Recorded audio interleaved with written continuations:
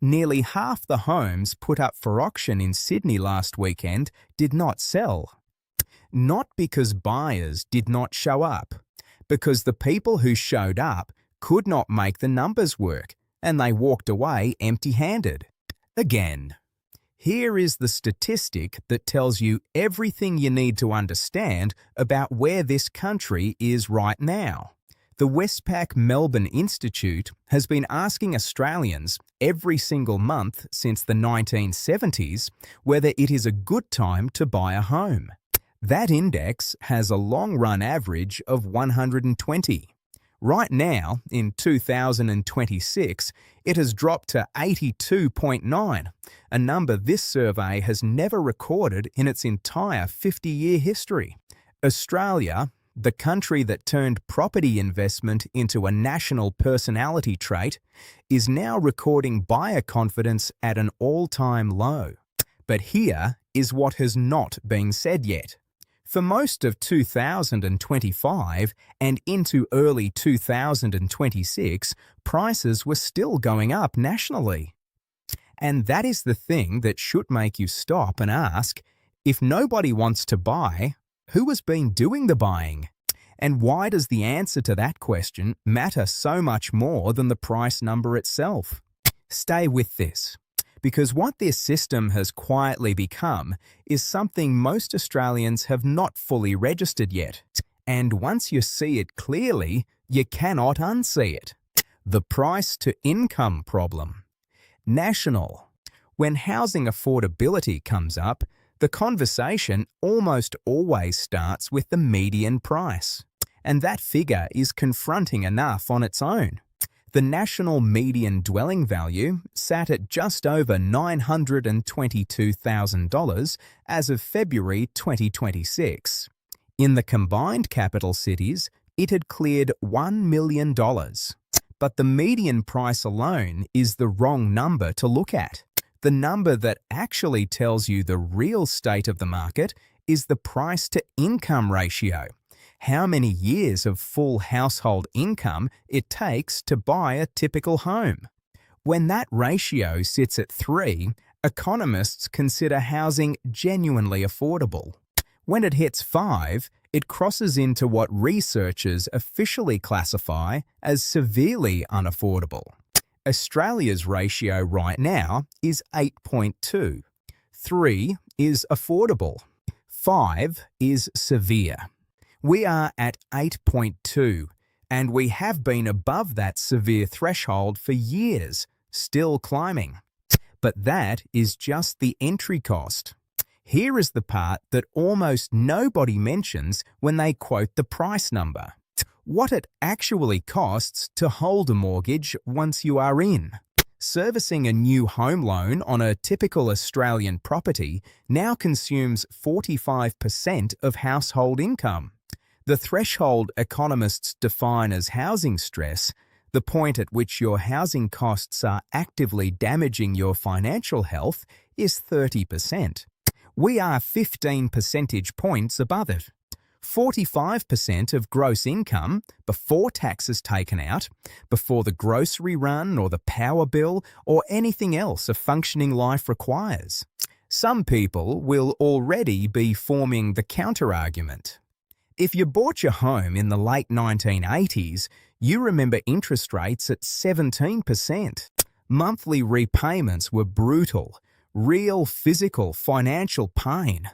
So when a younger generation says housing is unaffordable, it can sound like softness. But here is the distinction that matters enormously. High interest rates are painful, but they are temporary. When rates came down through the 1990s, the burden eased. The people who held on came through with assets that had appreciated significantly. The pain was real, but it had a time limit. High prices are different. High prices are the entry ticket. And if the ticket costs 8 times your annual income before the rate environment even enters the picture, no cycle change makes that ticket cheaper. The burden does not disappear. It just changes shape.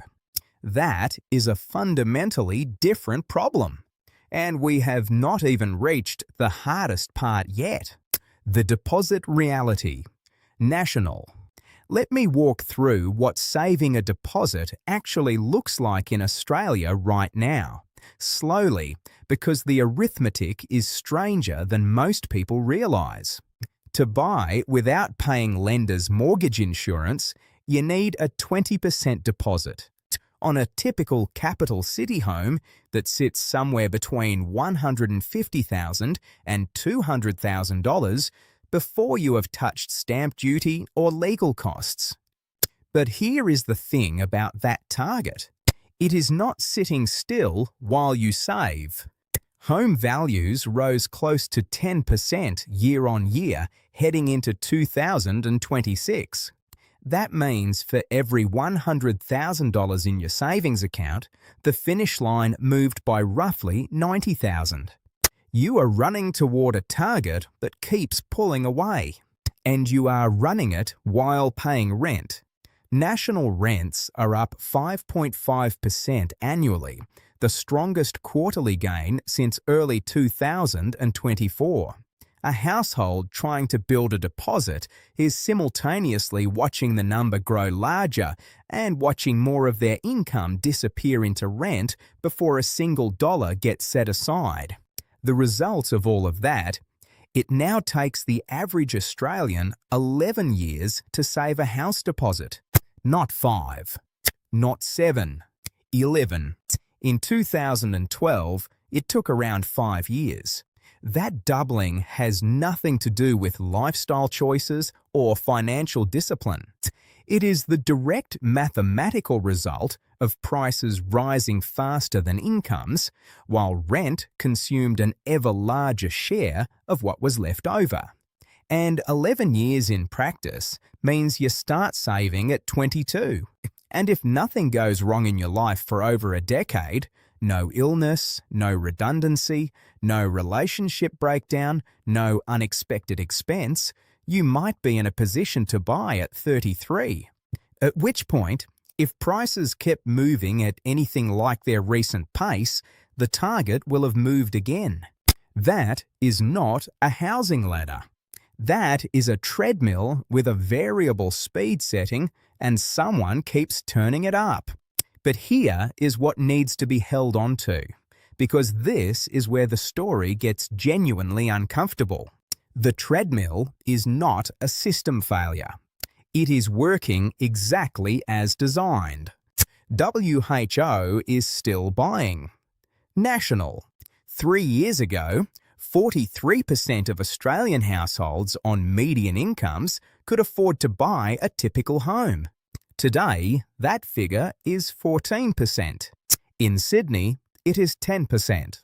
9 out of every 10 median income households in Sydney cannot afford to buy a median-priced home in the city they live in. This is not a niche problem affecting a narrow slice of the population. This is a near-total collapse in the purchasing capacity of the ordinary Australian household in the country's largest city. And yet, for most of 2025, prices kept rising. The total value of Australian residential real estate sits at $12.5 trillion. Outstanding mortgages are $2.5 trillion. The market was still moving, so someone was buying. When you look at who, the whole picture snaps into focus in a way that is genuinely uncomfortable, not because it reveals villains, but because it reveals a system. The buyers who remain most active in this market are in large part people who already own property. Investors. People leveraging existing equity to acquire more and doing so with advantages simply unavailable to anyone starting from zero. The tax mechanisms. National 2 tax mechanisms sit at the heart of this. You have heard their names, but it is worth explaining what they actually do in plain terms, because they are usually discussed in jargon that deliberately hides the mechanism. The first is negative gearing. When an investor owns a rental property and the costs of holding it, the mortgage interest, the maintenance, the council rates, add up to more than the rent coming in, they are running it at a loss. In most countries, an investment loss is just a loss. In Australia, that loss can be deducted against the investor's ordinary taxable salary. A high earner running a property at a $25,000 annual loss reduces their income tax bill accordingly. The government is effectively subsidising their holding costs while they wait for the asset to appreciate. The second is the capital gains tax discount. Sell an asset you have held for more than a year in Australia, including property, and you pay tax on only half the profit. The other half is yours tax-free. Together, in the current financial year, these two concessions are costing the federal budget around $15 billion. The capital gains tax discount alone cost over $19 billion in 2024 to 25. Both concessions combined are forecast to cost $181 billion over the coming decade. Now here is the context that makes those numbers land. In the same year that emergency housing services reported demand beyond their capacity. In the same year that rental vacancy rates sat at or below 1% in most capital cities, and rent assistance queues stretched to lengths not seen in a generation, the Australian government was spending more on tax concessions for property investors than it allocated to social housing, homelessness services, and rent assistance combined. More money subsidising landlords than housing people with nowhere to live. Same year, same budget. It is important to be precise here because the easy version of this argument is a moral attack on individual landlords, and that is not what this is. Most people with investment properties are making rational decisions inside a set of rules that successive governments have designed, maintained, and actively defended. The problem is not the individual investor. The problem is the rules themselves, at scale. Those rules systematically advantage people who already own assets over people who do not. And the long-run consequence of that is something even more significant than unaffordability: the inheritance divide. National. This is where the story fundamentally changes. There is a structural truth at the center of all of this. Not a statistic, but a reality about what Australian housing has quietly become. Intergenerational wealth is now the primary dividing line in this market. If your parents own property, if there is real estate equity somewhere in your family, you have a path in. Maybe it is a deposit contribution. Maybe it is a loan guarantee against their equity. Maybe it is an inheritance that arrives eventually. Whatever form it takes, the bridge exists. If your parents do not own property, the architecture of this market works against you at every turn. The tax concessions flow to owners. The capital appreciation flows to owners. Every year this continues. The wealth of people who already hold assets compounds, and the barrier faced by people who do not compounds with it. The long consequence, played out across a generation or two, is that home ownership stops being something you achieve. It becomes something you inherit. Property stops being a milestone accessible through work and discipline and becomes a birthright. Something that passes from parent to child, not through merit, but through the accident of which family you were born into. To those who bought in the 1980s or 90s, when the price-to-income ratio was 3 or 4, you did the right things. The system rewarded your effort, and there's nothing wrong with that. But the system that rewarded you has been progressively reshaped in ways that make it structurally unlikely your children and grandchildren can replicate what you did. Not because they lack discipline, because the rules changed. And many of the people with the most influence over those rules were, and are, the people who had already won under the previous ones. Why government schemes have not worked. National. Every election cycle delivers a new housing affordability scheme. The First Home Guarantee, Home Builder, Shared Equity Programs, state-level stamp duty concessions.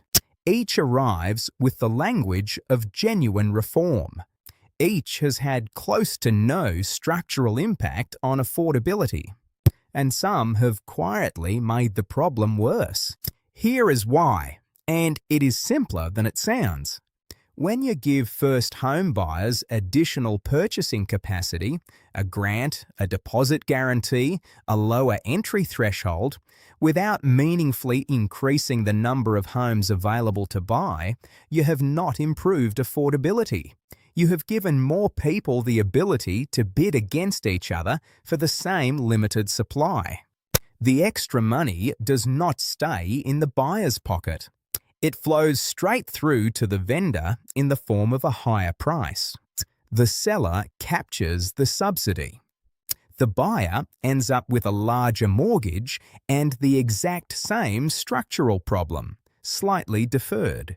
The supply side of this equation is where the real failure lives. Over the last decade, Australia's population grew by 8 million people.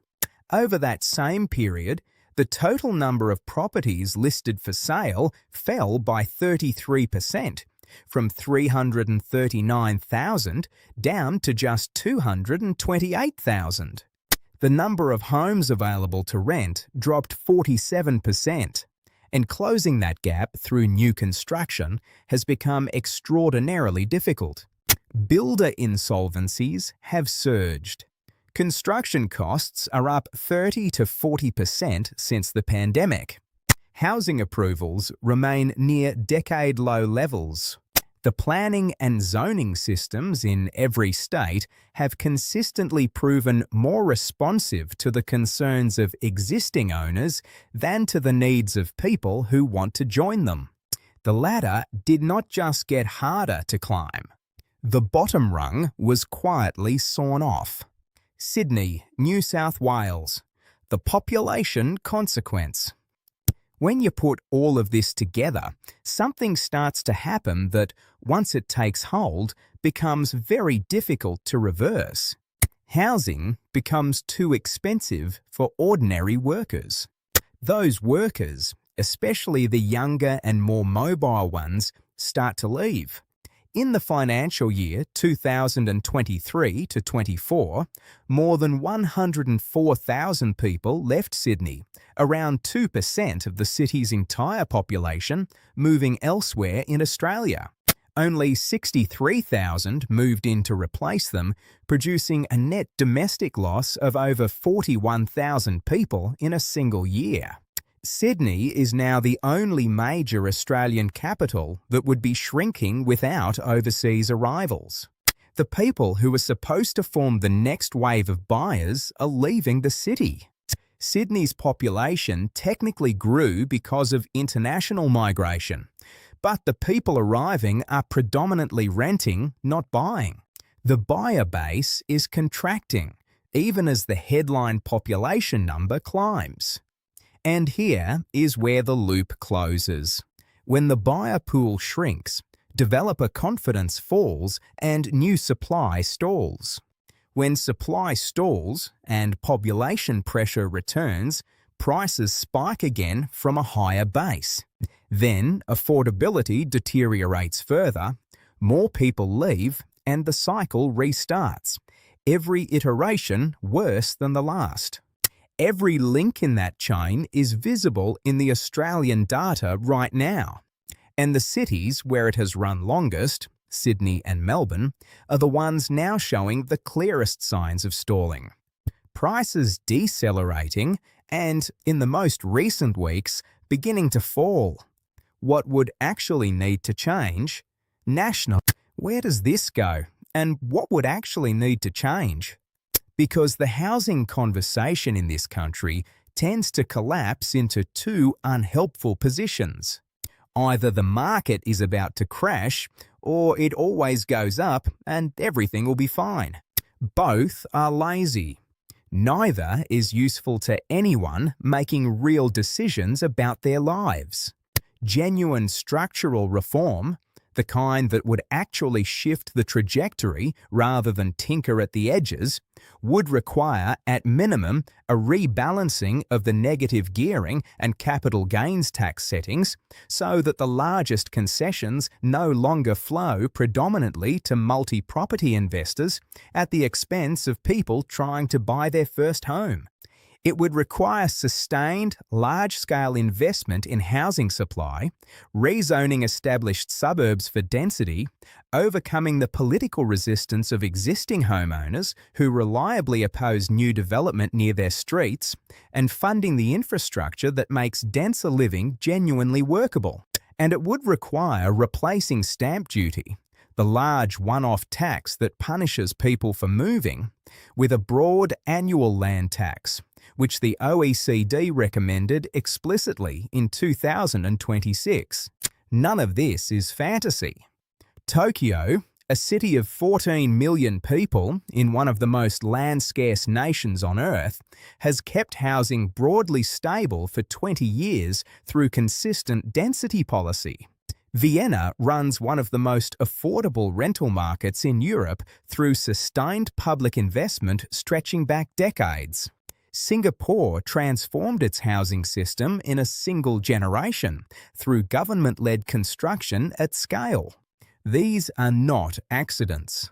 They are the result of governments choosing repeatedly to prioritize the long-term housing needs of their populations over the short-term comfort of people who already own. Australia has made different choices, consistently, across many governments, over a very long time. A direct word to older Australians. Something needs to be said directly to those who are in their 60s or older, because it matters and it does not get said clearly enough.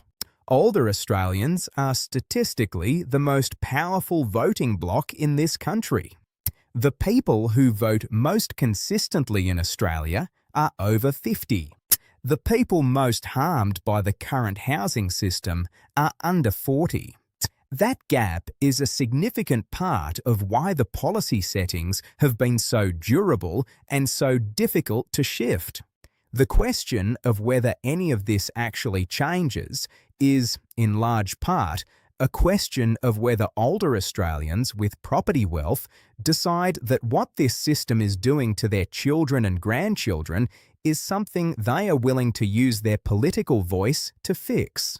That is not a comfortable thing to say, but it is an honest one. And most people reading this know it is true.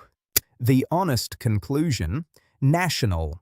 This is not a crash story. Crashes are loud. They generate emergency measures, front-page headlines, and a clear moment when everyone agrees something broke. What is happening in Australian housing is slower than a crash. So slow that for many people who have already won, it barely registers day to day. The rules did not break all at once. They changed gradually across 30 years of quiet decisions, each individually defensible, collectively transformative.